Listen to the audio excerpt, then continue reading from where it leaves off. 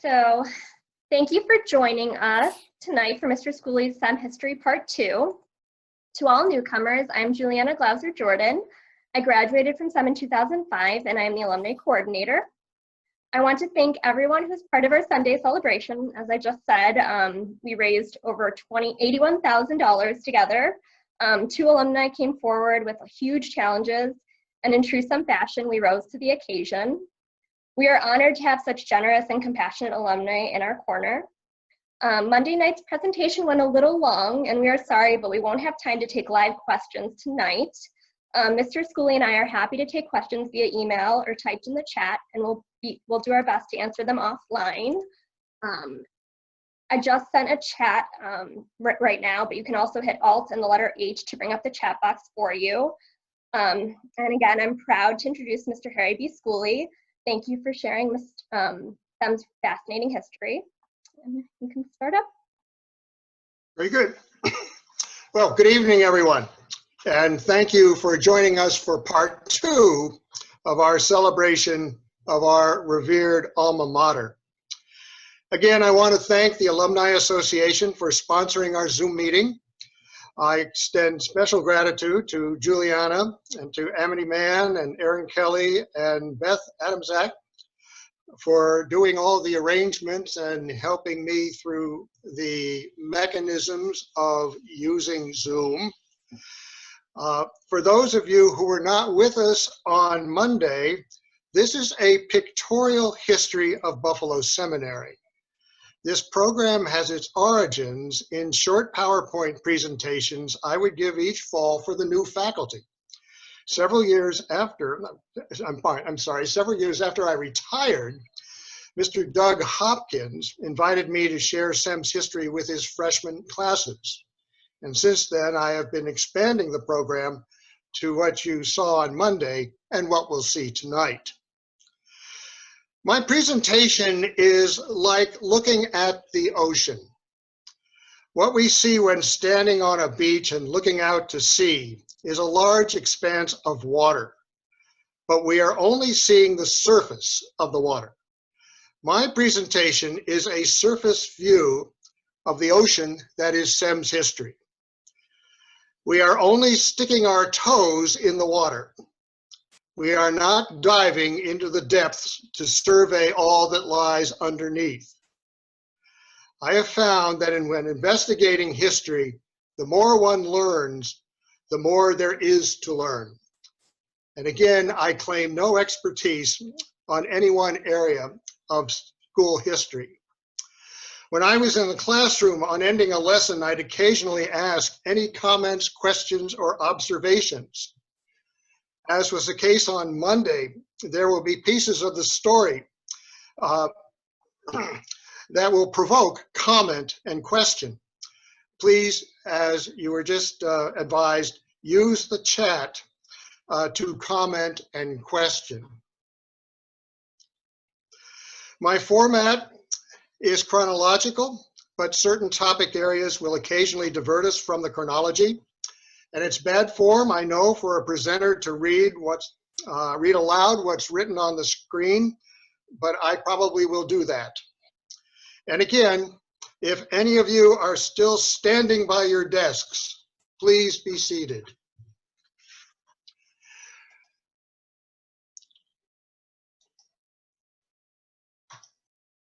We're getting there. I'm going to begin with this quotation from the first principal of the Buffalo Female Academy, Charles West. He issued these words as part of a program he presented on the occasion of SEM's 25th anniversary in 1876. An institution must be a power. It must be up with the time and in advance. It must lead, seeking new methods of assault on ignorance. This very well could be the SEM mission statement today.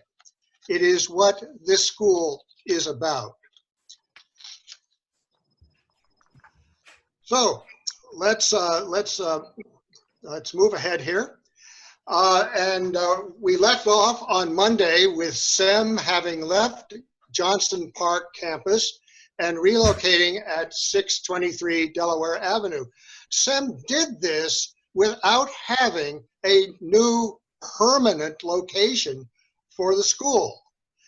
They moved into the Heathcott School on Delaware Avenue and used facilities at the nearby 20th Century Club for 9 years before they moved into the building that we all know as 205 Bidwell Parkway. Miss Angel was hired in 1899. She's teaching English, math, psychology, and is assistant to Miss Beers, the principal. In 1903, she would become principal. In 1906, the Graduates Association purchased the corner of Bidwell and Potomac as the future permanent location for the school. Boston architect George Newton was commissioned to design the new building, and in 1909, with the construction completed, the Bidwell campus opened for classes on October 6th. So we're going to take a look at the building. Newton was a Boston architect. He was a professor of architecture at Harvard, and his plan for the building was in what was called the collegiate Gothic style. This was a very popular style of architecture for academic buildings around the turn of the 19th, 20th centuries. In fact, if you were ever to visit the campus of Worcester College in Ohio, it looks like a campus of Buffalo seminaries. The land was purchased by the Graduates Association. The cost of erecting the building was $125,000. Back then, that would be the equivalent of $3,440,000 today. And it's interesting that of the figures in this illustration of the future building, only 2 appear to be female. Such were the prevailing patriarchal points of view at that time. So there she is, 205 Bidwell, and the school relocated to this building in October 1909. So we're going to take a look at Mr. Newton's building. We're going to look at a few floor plans and keep in mind how you knew these spaces when you were a student at SEM. Here's the first floor. In 1909, the classrooms were called recitation rooms. And at the end of the front hall, or the long, wide hallway that moved into the internal parts of the building, was what was called club room, a club room. And that's where the building ended, right there on Potomac. The library, of course, is in its present location and has been ever since then. The room that we called the study hall was identified on the chart as a study room. That's where it's always been. And you can see where various other offices and rooms are.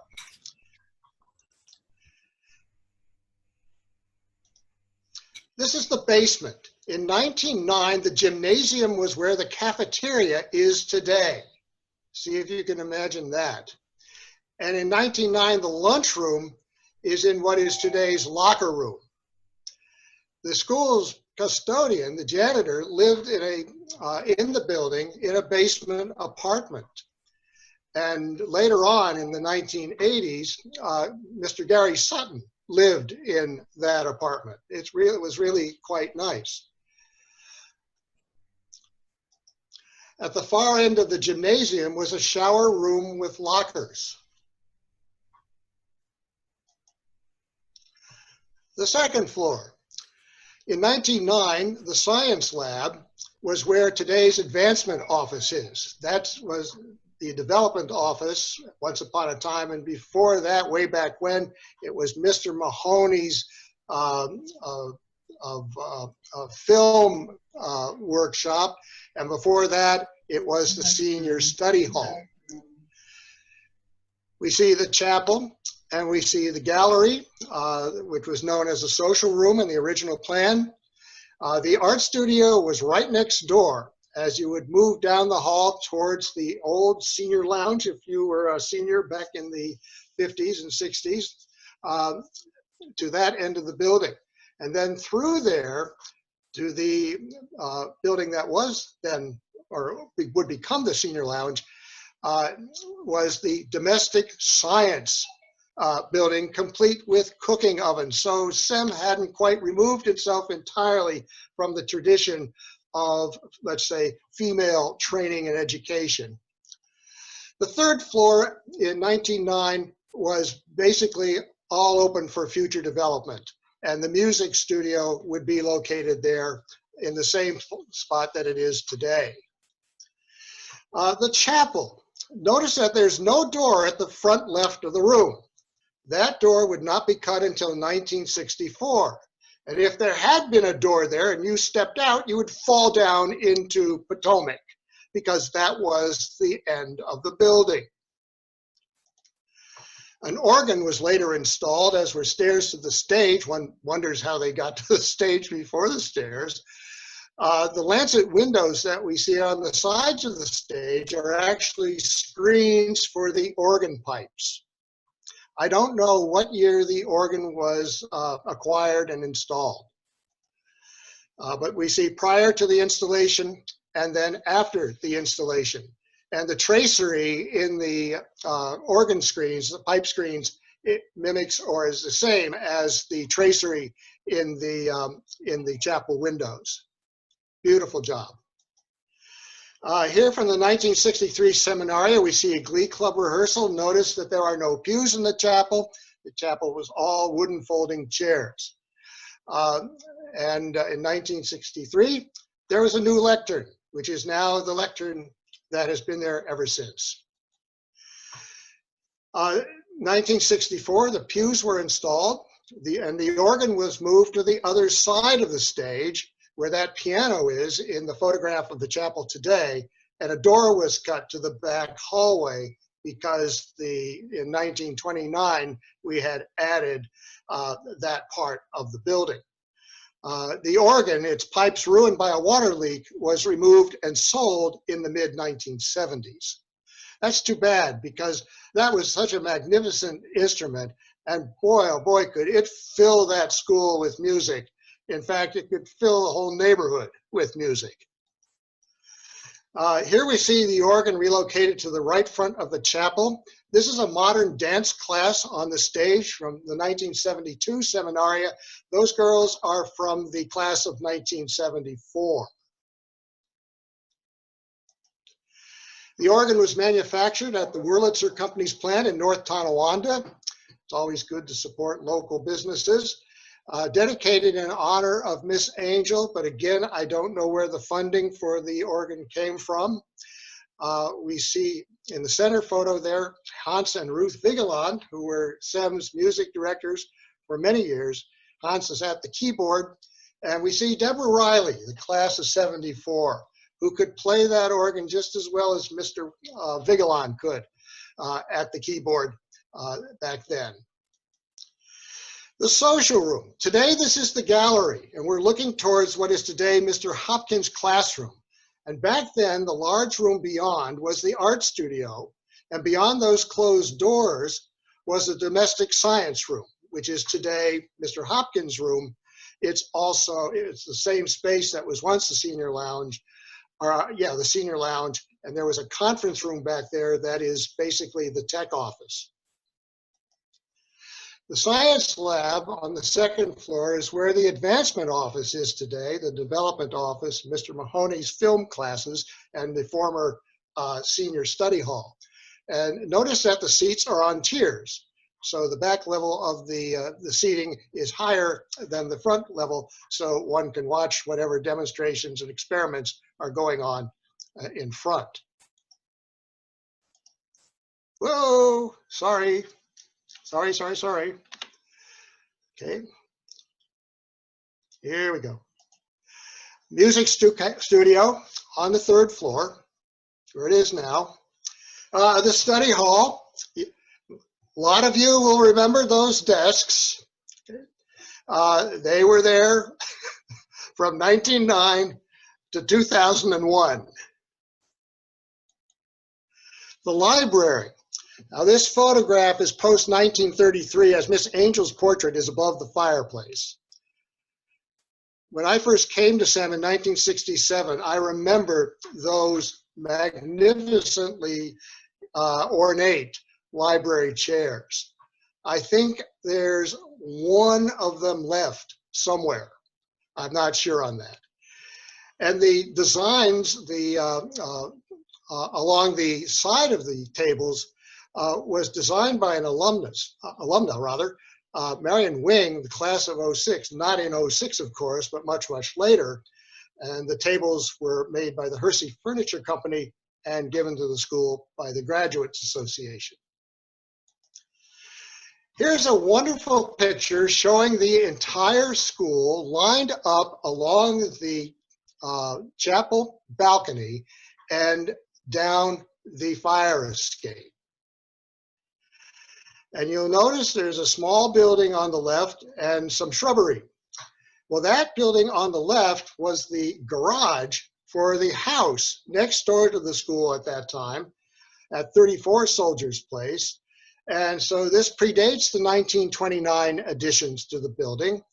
And that space would become eventually the senior court and is today the atrium.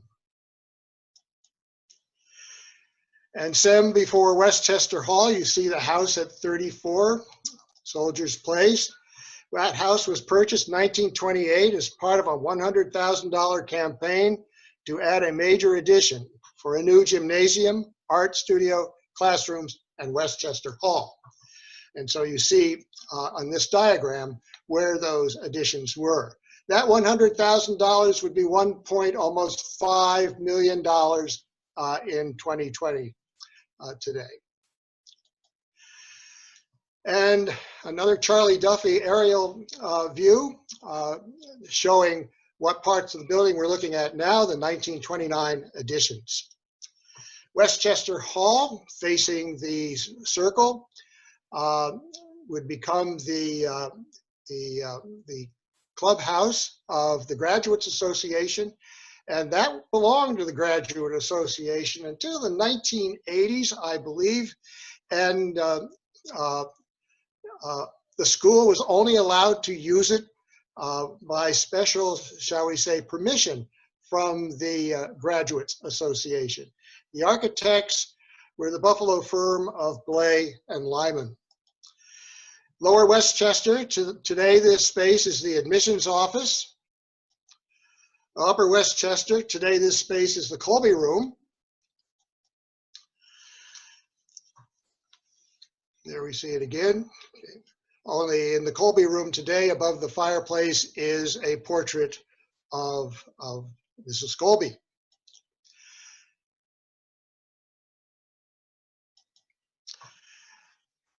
The 1929 edition as viewed from Potomac, and you can see the Potomac end of the original building. I've always liked that design in the brickwork.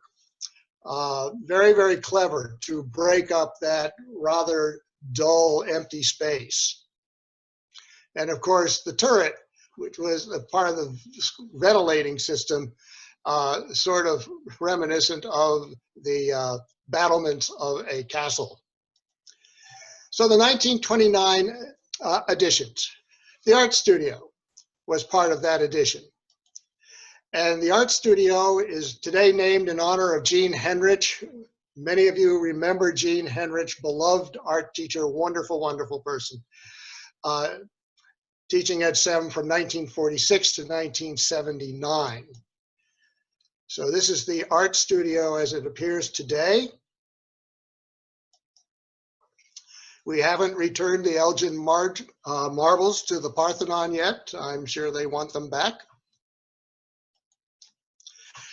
The gymnasium was part of the 1929 edition.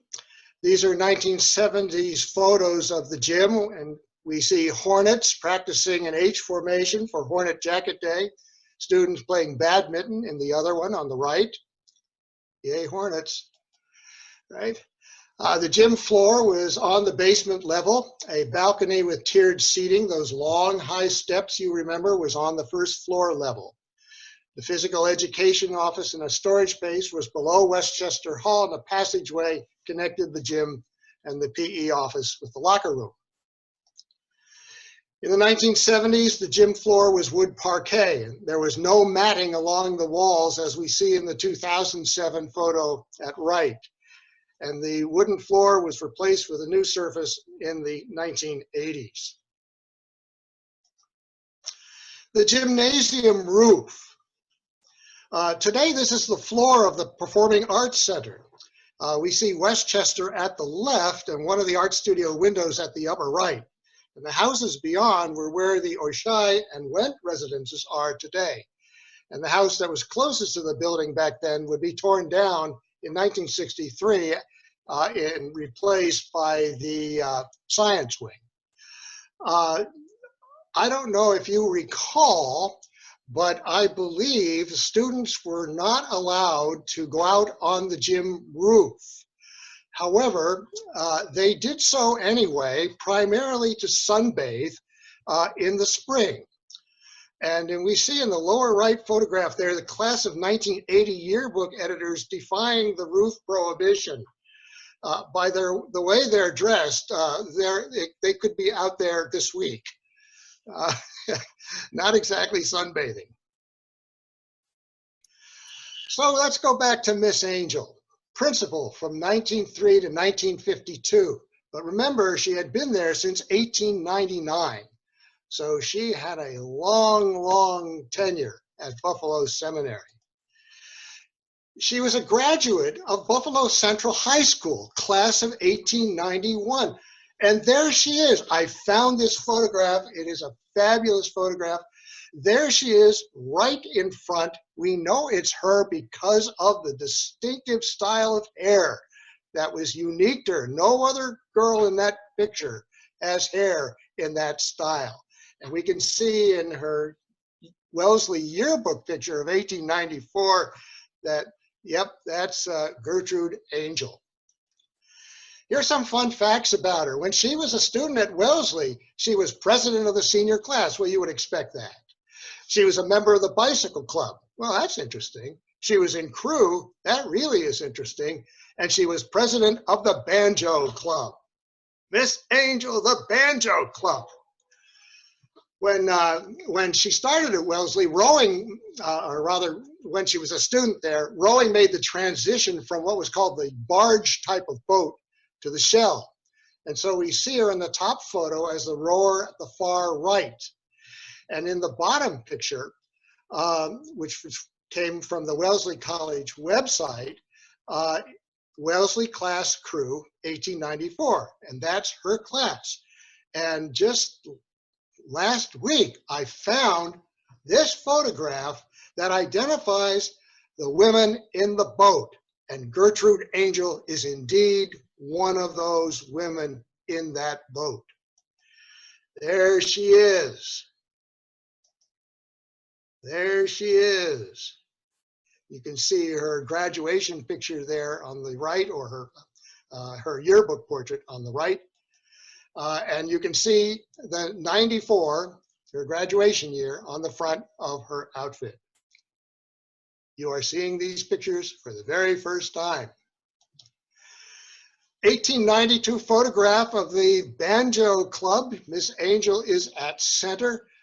This is just a wonderful photograph. It might be better identified as the Stringed Instrument Club because there's a guitar and a mandolin in there among all those banjos. But it's just a great picture.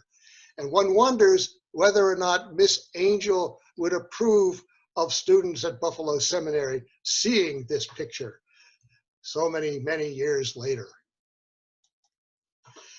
Here's her yearbook from Wellesley, the Legenda of 94. We see her picture there. She was class president. She belonged to the Zeta Alpha Literary Society, which was sort of like a cum laude at Wellesley. And we can just imagine her, can't we? leading the class in the class cheer. Rah, rah, rah, rah, we roar. Wellesley, Wellesley, 94. And a girl, Gertrude, you take it to him. Well, most students who had Miss Angel remember either fondly or most likely with horror her yellow slips. And here's what she had to say in her reminiscences from 1952. Sometime in the year 1910, I hit upon a device intended to train young minds to think to the point and to express their thoughts concisely. It soon developed into a means of self-examination and a revelation of attitudes of mind toward ethical and moral considerations. It began with the interpretation of quotations. The first, as I recall it, was, "The future comes not from before to meet us, but streams up over our heads from behind." Historians would like that. The directions were, explain, 3 minutes to think, 3 minutes to write. And here's an example of one of her topics. And it's sort of hard for me to imagine that Miss Angel would say such a thing. Life is just one damn thing after another. None of us would disagree with that. But we have 3 minutes to think and 3 minutes to write. Well, we know what was written, at least on one of them.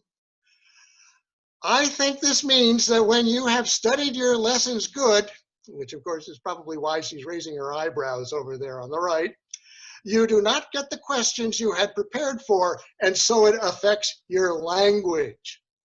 Who among us has not been in that situation? That's a wonderful, wonderful answer. Apparently, according to Robin McGavern,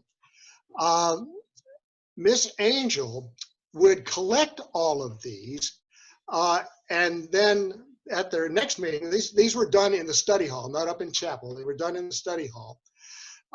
She would read the answer that she thought was the best and the answer that she thought was the worst.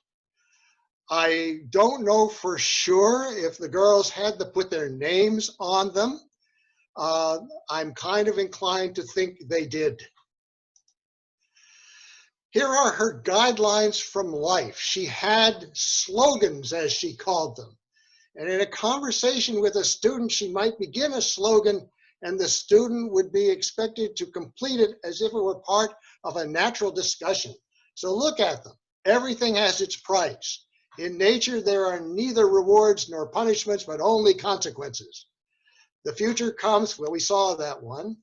We are born with our constitutions, but we make our own bylaws. I've got to make whatever happens to me good for me. Oh, Neptune, you may save me if you will, you may sink me if you will, but whatever happens, I shall keep my rudder true. That which would be wrong if everybody did it is wrong for me. I may choose my act, but I cannot choose its consequences.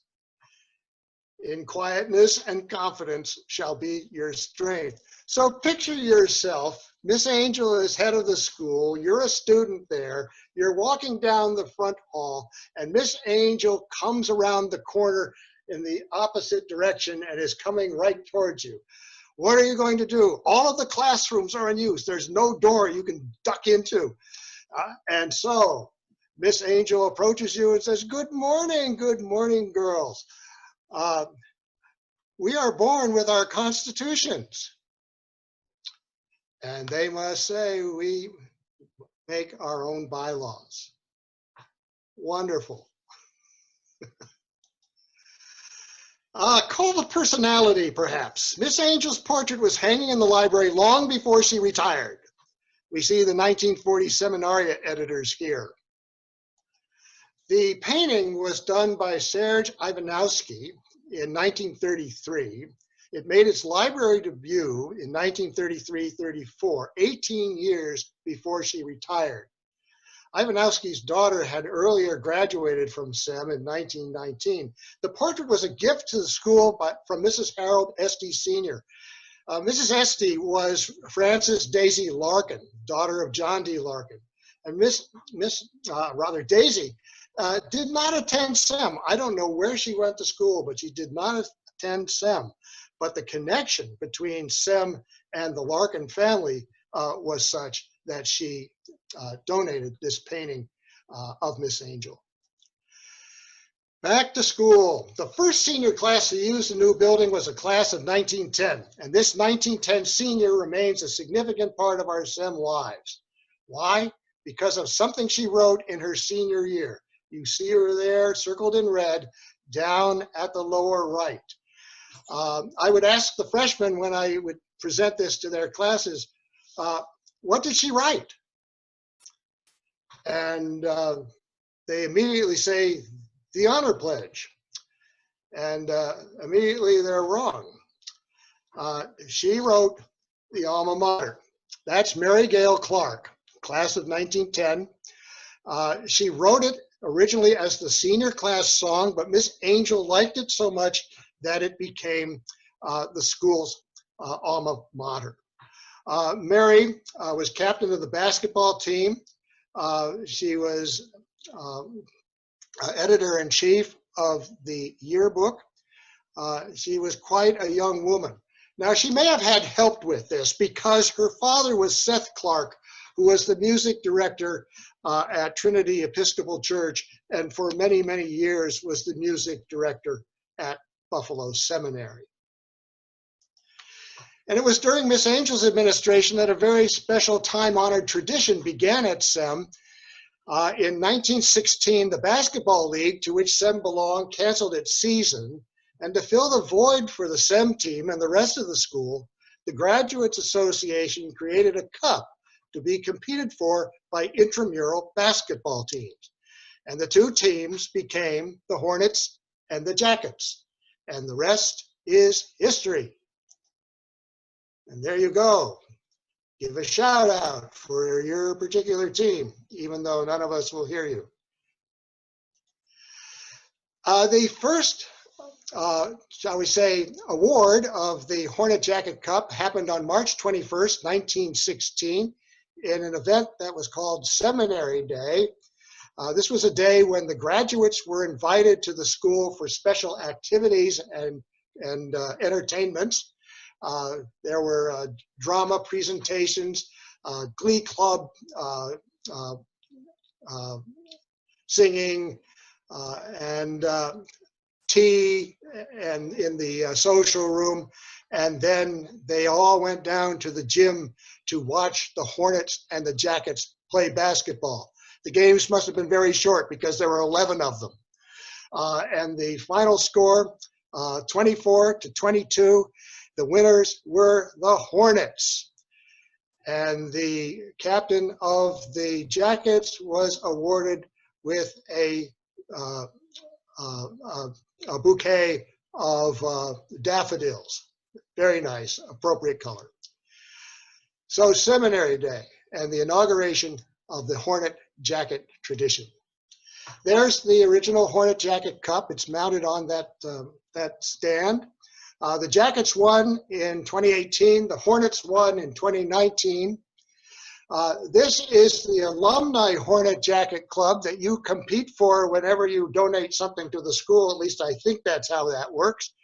And the Alumni Hornets are the current cup holders. I was asked about the SEM experience during the influenza episode back in 1918. And when I had prepared this presentation, none of us would have even given a thought to a pandemic such as we're experiencing now. So unable to get into the building to look at the yearbooks and perhaps even in the archives to see what the school was doing during the Spanish influenza, as it was called. I went to an online source and found what Buffalo experienced. Very simply, it was this. The mayor at the time, in October of 1918, Mayor Buck ordered the closing of all Buffalo schools on October the 11th. Churches, theaters, movie houses, saloons, pool halls, other businesses where people might congregate. The public transit system was on strike, so they didn't need to shut that down. The only exceptions were 5 and 10-cent stores. These are the equivalent of today's Walmarts or Costco's. Food markets apparently were allowed to remain in operation. And as the mayor's order prohibited the gathering of more than 10 persons, all private and parochial schools were closed as well. So we see there at the bottom that the epidemic crested with over 22,000 cases. By the end of October, nearly 1,800 deaths were reported for October. However, new case tallies had begun to drop. Mayor Buck issued a proclamation to rescind the closure orders effective on Friday, November 1st. Schools reopened on November 6th. So from October 11th to November 6th, SEM would have been closed. About 20 days, all told. Times are very different. Before we leave Miss Angel, here's another little known fact. She was instrumental in the founding of a new Buffalo public school. And this she was involved in because she was a member of the Buffalo School Association, having once taught in the Buffalo public schools. And so she was instrumental in the founding of what would become Lafayette High School, which of course is just around the block almost from SEM.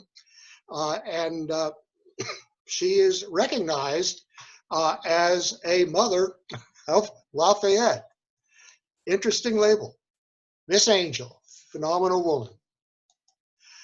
She loved dogs. And we see Cocker Spaniels, apparently. We see 2 of them in the picture on the left, and Minx and Rogue, her last dogs at SEM from the 1952 seminaria. Well, now let's consider some heads since Miss Angel. Miss Angel was succeeded by Marion Smith from 1952 to 59. She had come to SEM from Barnard College, where she had been admissions director, and leaving SEM, she went to the Madeira School in Virginia. And it was during her administration that SEM acquired Larkin House and Larkin Field. There may be alums in my audience tonight who remember Miss Smith. Same for Mr. Davis. Richard Davis, headmaster, 1959 to 1966. I don't know the story of how Mr. Davis was chosen as Miss Smith's successor. If you do, make a comment and so forth so that I can have this corrected for the future. I don't know from which school he came to SEM, but suffice it to say, he came to innovate. He inaugurated the honor code, which for many, many, many years was, I pledge my honor that I have neither given nor received assistance. I found in all my years at Buffalo Seminary, the greatest challenge to the honor code was the spelling of the word received. So I would always add at the end of a quiz or a test, please be sure to write out the sign and sign the academic honor code, spelling the word received correctly. Mr. Schooley was very anal. Mr. Davis also oversaw the admission of SEM's first student of color, Joanne Levon Say, the class of 1967. With the admission of Miss Say was reflective of an effort to move SEM away from the traditional prejudices that had sometimes restricted admission on considerations of race, religion, or ethnic identity. This was the 1960s, and as Dylan said, the times they are a-changin'. And indeed, they were. Mr. Davis was head of the school when the science wing was added to the building. SEM's first foreign exchange AFS students came to SEM under his administration first being Helen Hansen from Denmark, then Yumiko Fukumoto from Japan in 1961. And just an acknowledgement of that, I put together a composite of some of our AFS exchange students. We see they're from Italy, Belgium, India, Brazil, Australia, Denmark, Sweden, Colombia, Austria, Malaysia. I know we've had kids from Mexico, and our last AFS student was a young woman from Russia. Mr. Davis has the distinction of being the only head of school to have been included in the seminaria as a member of a senior class. The class of 1963 loved Mr. Davis. They had gone through the first 4 years of his administration as students at SEM. So he was the new kid, they were the new kids, and they were all going to graduate together. And if Mary Ellen is here somewhere, there's your sister Gracie.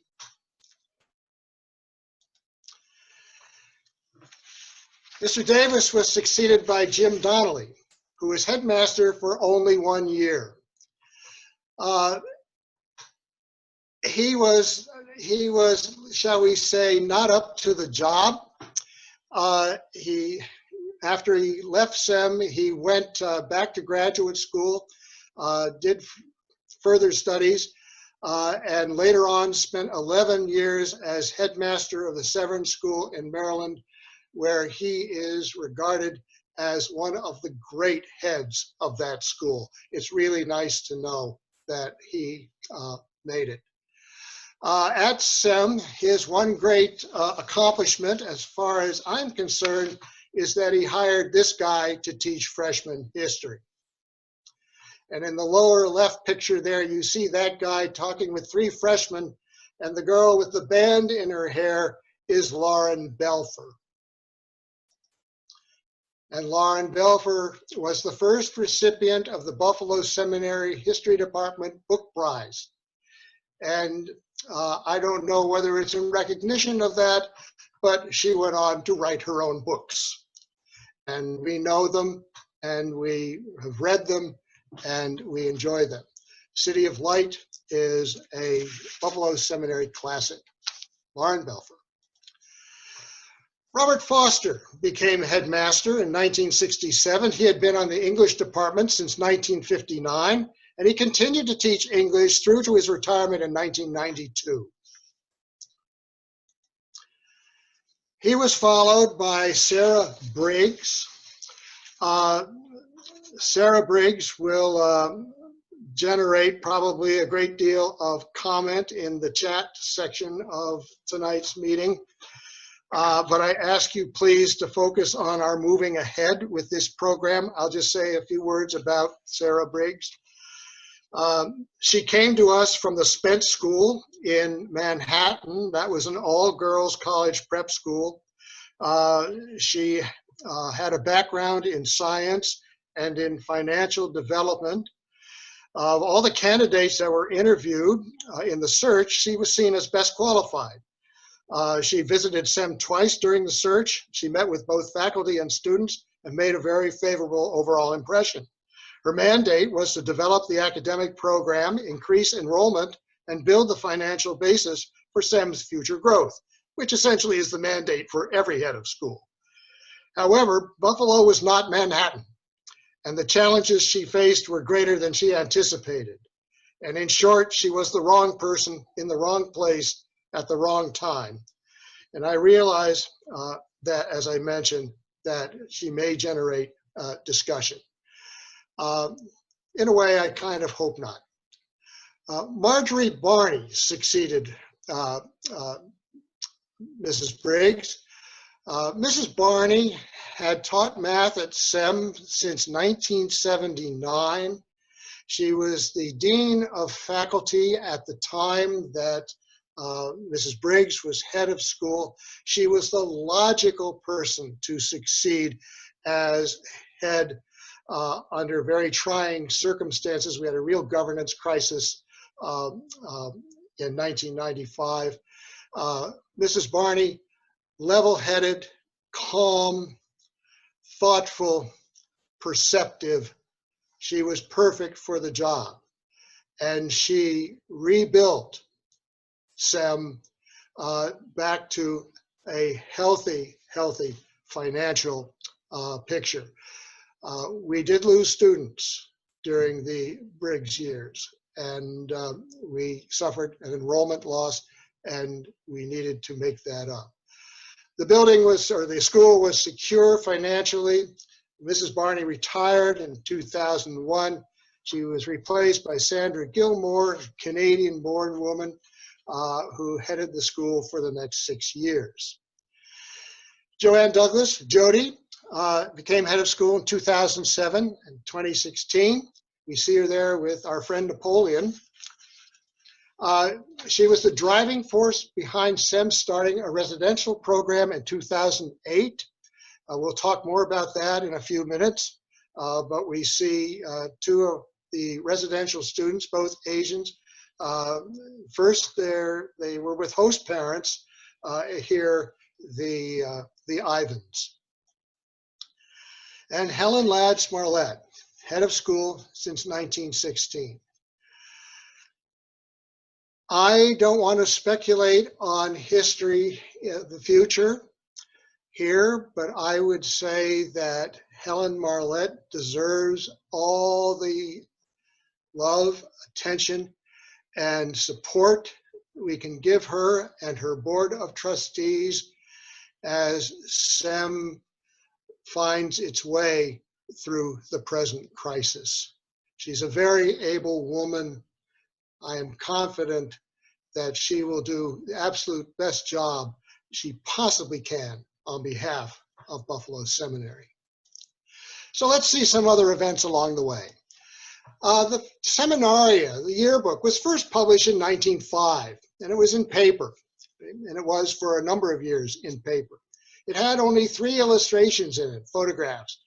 Class of 1905 being one, the Seminaria board, and the Glee Club. And I show these pictures to the freshmen again for the hairstyles. It's really remarkable to see what hairstyles were over the course of SEM's history. There's the class of 1905. I think there are 16 girls in that picture. Not a very large school, SEM, but we were making it. The last several pages in the Seminaria 1905 had a listing of the entire alumni from 1852 up through 1904 with their names, their married names, and their addresses as to where they were in 1904. An amazing collection of SEM history right there in those pages. Stumped, the 1907 yearbook staff. Again, this is a picture to keep the freshmen awake, and I hope you too. But inspired the 1907 Seminaria staff, now back at work.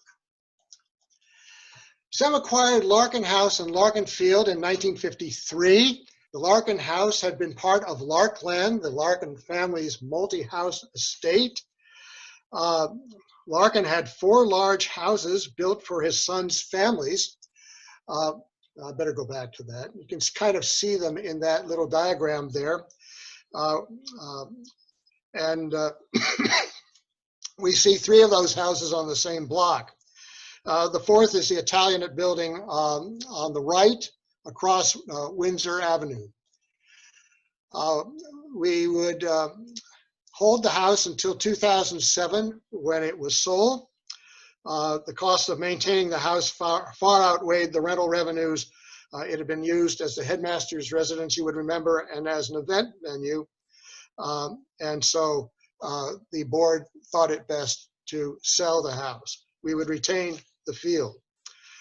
We sold the house for just under $800,000 in 2007. We see Larkin Field today. A lot of people have asked where are the tennis courts. Well, the tennis courts are gone. Tennis is now played on an outside venue. We see 3 of the Larkin family houses, the 2 on the right, the Robb House, the Esty House, and the house, the Larkin House, there at the bottom. Larkin Field. Between 1953 and 2007, there were the tennis courts. In the picture of the tennis team in 1985, on the right, the young man with the long hair stretched out in front of the girls is David McGavern, Robin and Jim McGavern's son. He coached tennis that year. Oops. And a nice drone photograph taken in April of the field and the houses. Lon and I lived in the Larkin House garage apartment. For the first 5 years, we were at Buffalo Seminary. It was a wonderful place for a new young couple to start their lives together. Prior to the 1990s, SEM had no official mascot identity. But in 1996, we became the Sirens. The name was proposed by a faculty member and was not without controversy, but it had the support of the athletic board and was ratified through a school-wide vote. Still, what was meant by siren? Was it an emphatic affirmation of women's rights or an echo of Homer's sea nymphs luring male sailors to their deaths? There were those among the students who saw it both ways. However, in 2008, the name, the Sirens were abandoned in favor of the new mascot, the red-tailed hawk. The hawks that fly over Larkin Field in the spring and in the fall are predominantly red-tailed hawks. So that became the school's new mascot. Jerusalem became part of SEM's musical tradition in the late 1960s. We all know Jerusalem, poem by William Blake, put to music by Hubert Parry, and the descant was written by Hans Vigeland.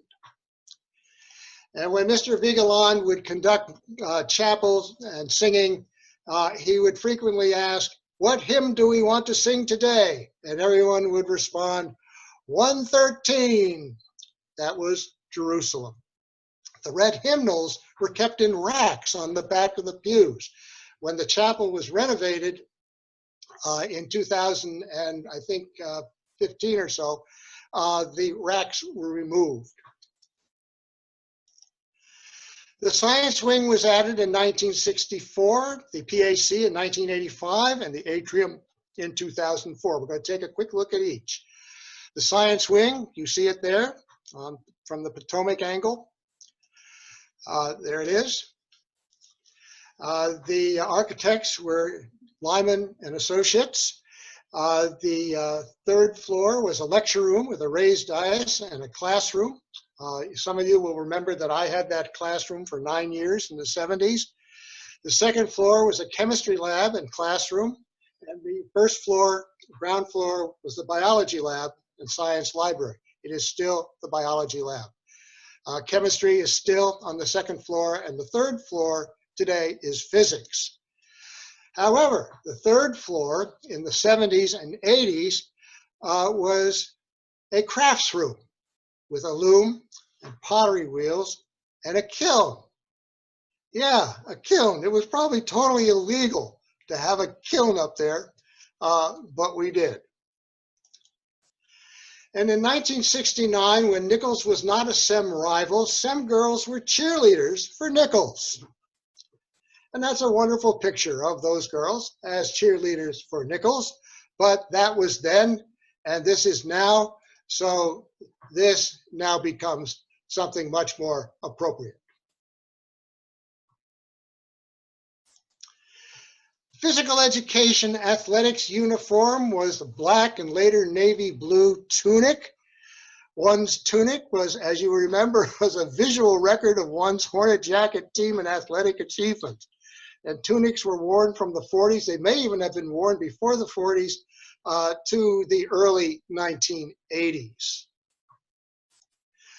And basically, the tunics need deciphering. I am not going to decipher them for you here. If you want to see this slide, you can see it in the recorded version of this talk, and you can stop the advance of the film and you can take a look at it.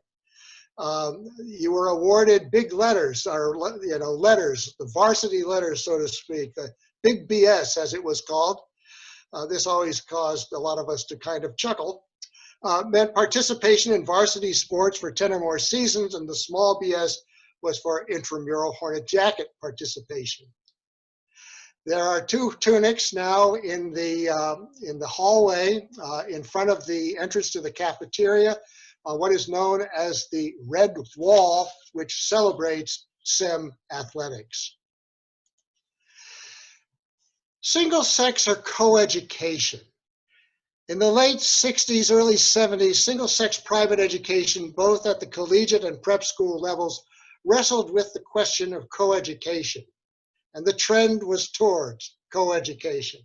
My alma mater, college alma mater, Williams College, I was the last all-male class at Williams College. The class that began in 1967 was co-ed. And later some SEM alums would be alums of Williams College. So the question was, should SEM go co-ed? Nichols was looking into coeducation. Could SEM survive if Nichols went co-ed? So it seemed natural that SEM and Nichols should march to the beat of the same drum. They were sister and brother schools, literally. Families sent their daughters to SEM, their sons to Nichols. And Gwen Ito, in her article in the Western New York Heritage a few years ago, wrote, the schools enjoyed a close relationship, held joint glee club concerts and holiday dances. Students regularly dated and often married. And I show a picture here of the SEM Nichols production of The Man Who Came to Dinner in 1970. So, a new SEM.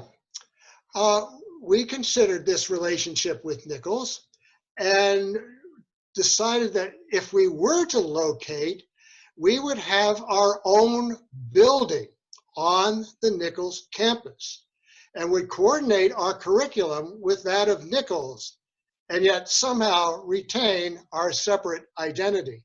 And this is how the architect envisioned the new Buffalo Seminary. This is Dwayne Lyman and Associates, 1971. Can you imagine leaving 205 Bidwell and moving into that?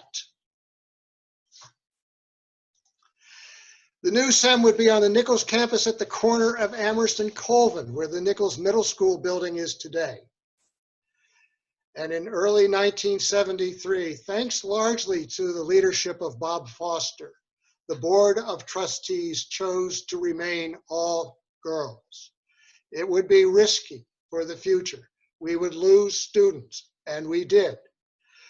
Families withdrew their daughters and sent them to Nichols. We would suffer low enrollments for several years, but gradually build back, expanding our reach into the community, expanding opportunities for students who otherwise couldn't afford to come to Buffalo Seminary could do so. In the early 1970s, you may remember, the cafeteria was remodeled, the overall color scheme being red, white, and black. A large black and white mural depicting an ancient Egyptian temple stretched across the wall to the left of the door as you entered the cafeteria. I never really quite figured out the reasoning for that. Today's atrium is where the SEM wall is in this photo. Can't do a history of the SEM without Brown and Hunt. Susie Hunt and classmate Margaret Brown, both of the class of 1972, formed Brown and Hunt Productions, a combination that provided the school with a variety of what we'll call amusements, ranging from a guide to skipping school to student-faculty ice hockey games, the first of which was played on the small ice at the Nichols School rink in December of 1971. That is Bob Foster as forward, and the guy back there in the goal is yours truly. I couldn't skate. All I had to do was fall down and block the shots. I was good at that. Margaret and Susie as SEM's graduation speakers in 2011. They had earlier spoken to the seniors at cum laude, or to the whole school at cum laude, and the seniors liked them so much that they invited them, excuse me, to be graduation speakers. Their guide to skipping school is a document that's right up there with Mark Twain's report on the Buffalo Female Academy as pieces of SEM literature. 1991, a change in SEM's insignia from the Semper Fidelis insignia to Buffalo Seminary. I have been trying to find out why the change, and I haven't been able to nail it down yet. I've asked Mr. Foster, who was head of the school at that time, if he has any input on this. I have not heard back from him, but the class of 1991 was very upset by this. And I have a misprint in my quote there, but for as long as we can remember, they wrote in their yearbook, the motto Semper Fidelis has symbolized the devotion and affection that the students of the Buffalo Seminary developed during their 4 years at the school, from the inscription over the fireplace to the design on our gym shorts. Semper Fidelis has decorated every aspect of our lives, and this is why we, the students of SEM, will always be faithful to you. Semper Fidelis. Wow, what a statement. In 2001, we celebrated our 150 years with a gala parade on Lincoln Parkway. Students carrying the decade standards wore dress characteristic of the period of that decade. SEM marchers assembled on the parkway in front of the school. Parade dignitaries included the president of the board, Paul Kessler, Mayor Masiello, Marge Barney, and Assemblyman Sam Hoyt. You see some faculty members there, all in proper livery, preparing to march in the parade, and even Napoleon is going to go along. The parade begins. It went from the school to the Albright Knox Art Gallery and then to Larkin Field. Not very far, but very impressive. And here we go. The Dixieland Band, Raw Room Buzzards, provided the parade music. The faculty followed, and then the classes followed them. And the earliest alumni, or they say the oldest alumni, represented were from the 1940s. Sesquicentennial events included a symposium presented by panels of distinguished alumni. Okay. Here we see one such panel, the Creative Self-Empowerment panel. Alumni that were participating in these events included women like Amy Jones and Tara Vanderveer, Margaret and Susie, Nancy Baird, Izzy Bannerman. It was a fabulous collection of alumni who came back for the 150th. Renovations. The gallery was restored in 2002. It had originally been the social room in the 1909 plans. It would be restored to what it was in 1909. But prior to its renovation, remember that the gallery had been filled with first the headmaster's office and later other administrative office behind a glass wall and false ceiling. And we see that here. The study hall was renovated and furnished with tables, chairs, and student cubbies. And this is the study hall that a lot of us were familiar with. It's a photograph from the 40s, but that room was pretty much the same in the 10s, the 20s, the 30s, the 50s, the 60s, the 70s, the 80s, and the 90s. Staying power. And we see the front hall, the study hall from the front hall in 1965. There's an American Field Service banner up there for the pizza sale. All right, get your orders in by such and such a date in November. So we see the study hall. The tables here are laden with end of school year lost and found leftovers. The flags represent the countries of residential students.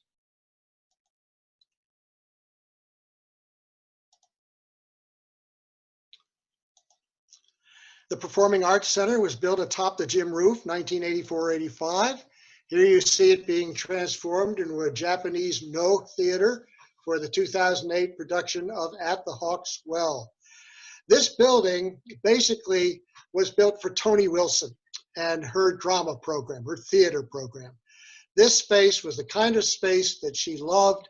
It was always theater in the round. It still is a wonderful, wonderful venue for dramatic performances and concerts.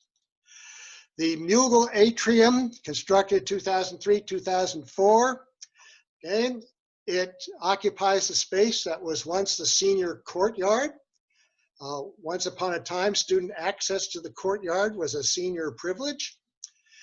We see the senior courtyard here with the fountain in the center with the little putti statue there. That string course, which is at the base of the picture on the right, was originally at ground level. As you can see, in the atrium is now quite below ground level. The atrium serves as an extension of the dining room, an area for receptions, and a gallery for artwork.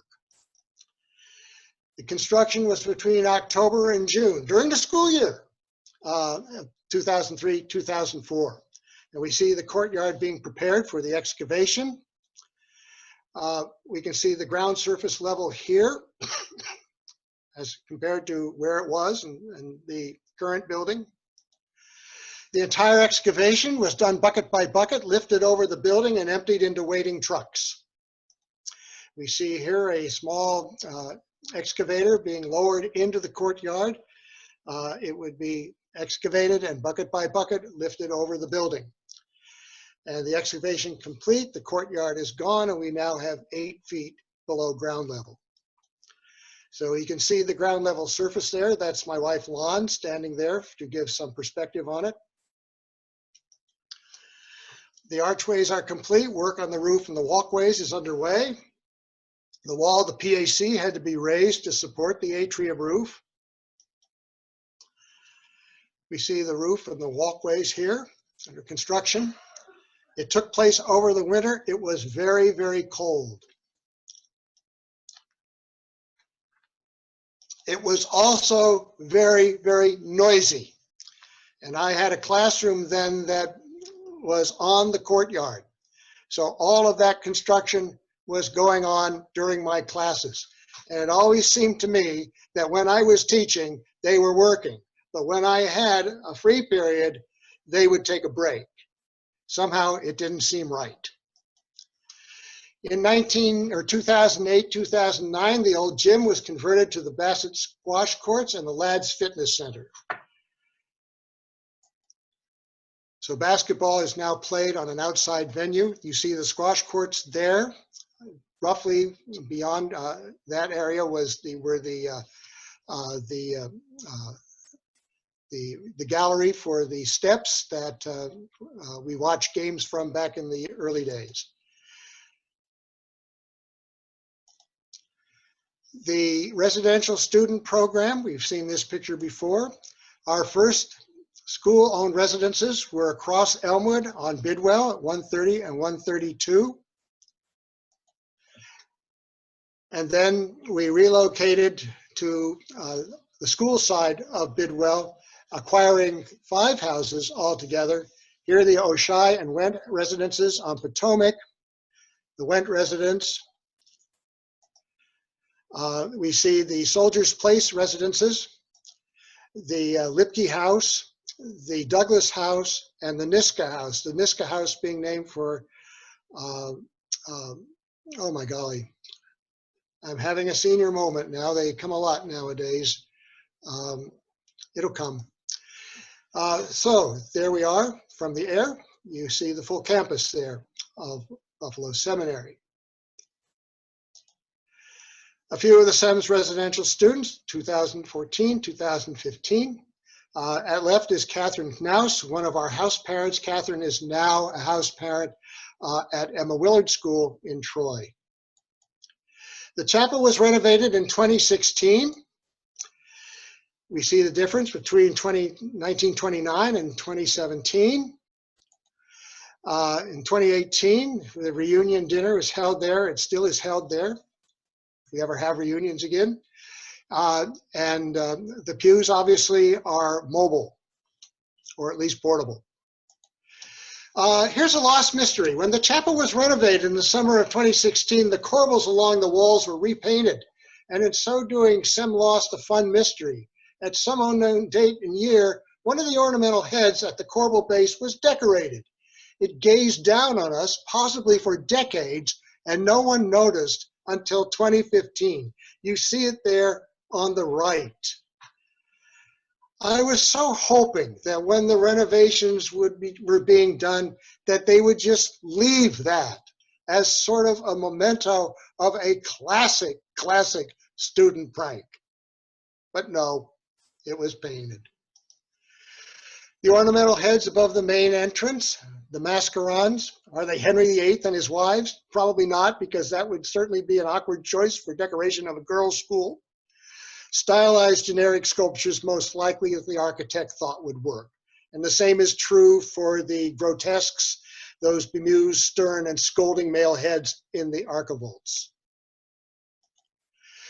Robotics in the mid-2010s saw the robots added to the STEAM program.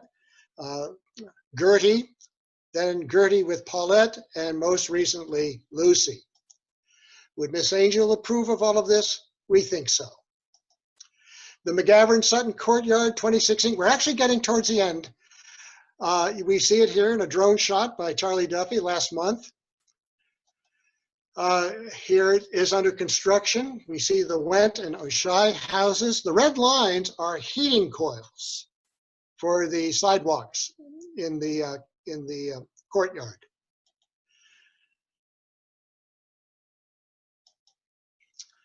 And this is the entrance from Bidwell to the courtyard, the McGavran-Sutton Courtyard, in honor of the McGavran family and Gary Sutton. We see the campus. There's a banner there celebrating the Hornet Jacket anniversary, centennial.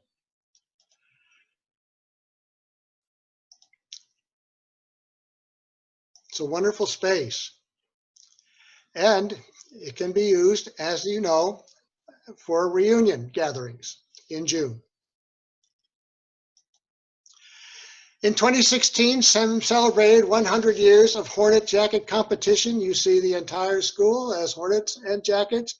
Jody Douglas, the head of the school, is reclining there in front of the banner. And we all, of course, remember graduation at Westminster. So with this slide and the few that follow, I close this account of SEM's history.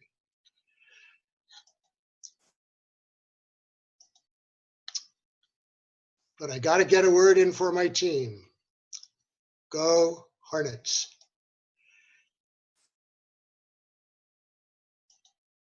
"169 years. Quite a school. You're all part of a fabulous history. And we hope that our future generations of students will be a great part of this school's history as well. Thank you very much. I've enjoyed tremendously being with you this evening. My apologies for so long. It was wonderful. Thank you so much, Harry Schooley. We loved it. My pleasure. Thank you. Thank So you, Harry. You did Thank not you. go too long. Thank you. We'll Thank conclude our session now. Oh, thank you, Harry. So Oh, you're wonderful very to be with you again, and everyone. Thank you. Everyone. Okay, Hi, Carrie. stay in touch, okay? Stay in touch with your school. It needs our help. You brought me to tears again. Thank you. Thank Hi, Mimo. Fabulous. Thank you, Mr. Schooley. Oh, I hope was not everybody. great. That's great. Good night, all. Good night. Good night, Harry. Hi, thank you, and our love to Lon.